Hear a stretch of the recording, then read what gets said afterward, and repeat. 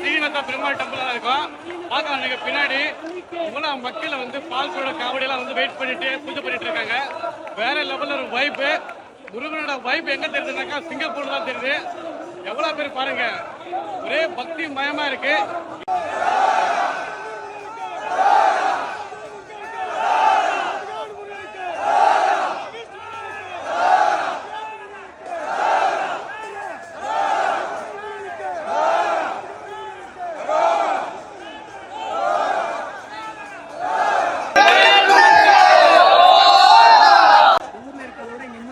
இருக்கு.